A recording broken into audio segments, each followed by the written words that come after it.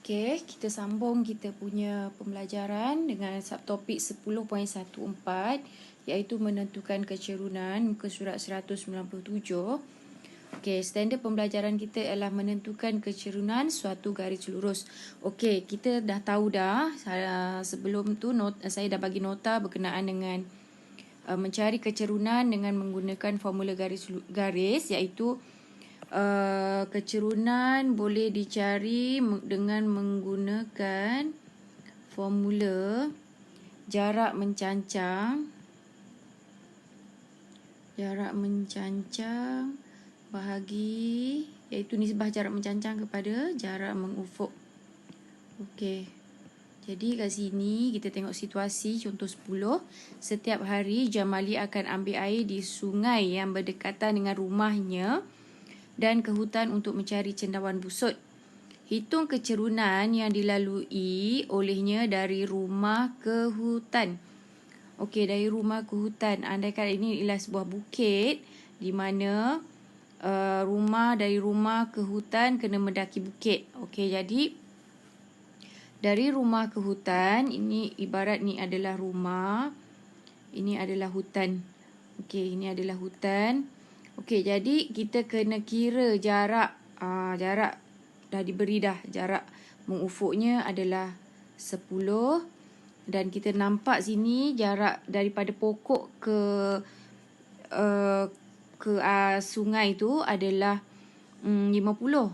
Kemudian diberi jarak rumah dengan sungai adalah 20. Jadi kita boleh kira jarak daripada hutan ke rumah sini. Okey, jadi kita tahulah jarak hutan ke rumah sini adalah 50 tolak dengan 20 sinilah. 50 tolak 20 adalah 30. Okey, so kita boleh kira kecerunan bagi dari rumah ke hutan. Okey, kita kira kecerunan ialah jarak mencancangnya adalah 30, jarak mengufuknya adalah 10. Jadi kita dapat 3. Okey, bahagian B. Okay, kita lihat soalan tepi sungai ke rumahnya. Tepi sungai ke rumahnya. Jadi tepi sungai yang dilabel adalah di sini. Okey, tepi sungai. Ini adalah tepi sungai. Jadi kita akan kira kecerunan dia dari rumah ke tepi sungai. Jadi kita dah ada dah jarak mengufuknya adalah 20 sini. 20 diberi 20. Kemudian jarak mengufuknya adalah 40. Okey, jadi kita boleh kira kecerunan adalah 20 bahagi 40. Okey, tekan je kalkulator. 2 bahagi 4 adalah 1/2. Maka kecerunannya adalah 1/2. Okey, kita sambung kepada topik yang baru iaitu 10.1.5. Muka surat 198, menyelesaikan masalah yang melibatkan kecerunan garis lurus. Okey, kita akan tengok contoh 11. Okey, seperti yang kamu dah belajar di nota yang lalu. Okey, kecerunan boleh dikira dengan menggunakan jarak mencancang bahagi jarak mengufuk. Dan kecerunan juga boleh dikira dengan menggunakan pintasan iaitu kecerunan sama dengan negatif pintasan Y bahagi pintasan X. Okey, jadi kat sini kita akan tengok soalan A. Tentukan pintasan X bagi suatu garis lurus yang melalui titik P kosong -4 dan kecerunannya diberi -2.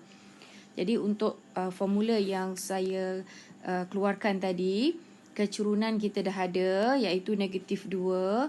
Pintasan Y kalau kita tahu kat sini, kalau koordinat dia kosong -4.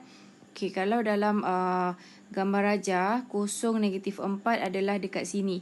Jadi pintasan Y kita dah ada iaitu -4. Jadi negatif tadi memang dia formula dia. Jadi kita masukkan saja negatif 4 bahagi pintasan X. Okey, jadi daripada sini kita boleh kira tak pintasan X? Okey, boleh. Jadi pintasan X kita tukar je tempat dengan -2. Jadi pintasan X kita adalah 4 bahagi -2. Maka kita akan dapat -2.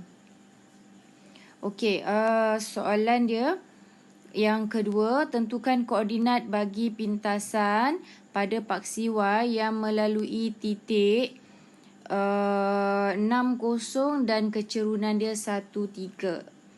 Okey, jadi kat soalan yang berikutnya, soalan B, dia kata tentukan koordinat. Okey, macam soalan tadi dia tak nak koordinat, dia nak pintasan Y. Jadi kita cukup dengan sekadar kita jawab negatif 2.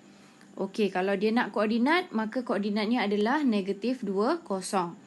Okey, sekarang soalan B, dia kata dia nak tentukan koordinat pada paksi Y. Okey. Okey, sekarang yang diberi titik Q 60. Jadi kalau 60, kedudukan 60 adalah di 2, 4, 6. Okey, dekat sini 60. Okey, jadi maka yang diberi ni adalah pintasan X. Okey, ambil balik formula kecerunan sama dengan negatif pintasan Y bahagi pintasan X. Jadi pintasan X kita adalah 6. Masukkan dalam formula.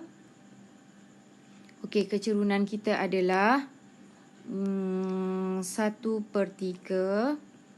Dan kita dikendaki mencari pintasan Y. Jadi pintasan Y tu formula dia memang ada negatif lah. Okey, kemudian kita bawa ke sana 6. Okey, jadi seterusnya pintasan Y sama dengan bawa ke sana jadi 6/3. Okey, negatif yang ada dekat sini bawa ke sebelah kanan jadi negatif 2. Okey, jadi saya akan dapat pintasan Y saya adalah negatif 2. Oleh kerana soalan B kata dia nak koordinat, maka koordinatnya adalah negatif dia nak koordinat Y. Okey, jadi kita akan dapat 0, negatif 2. Okey, seterusnya kita tengok contoh 12. Contoh 12, muka surat 199. Hitungkan nilai V dalam rajah di sebelah. Okey, kita tengok pada gambar rajah, nilai V ini adalah nilai pintasan. Dan M ini adalah nilai kecerunan sama dengan 4. Yang ini adalah nilai pintasan Y. Yang ini adalah pintasan X. Jadi kalau kita diberi pintasan Y dan pintasan X dan ada kecerunan, boleh gunakan formula yang sama. Iaitu kecerunan sama dengan negatif pintasan Y bahagi pintasan X.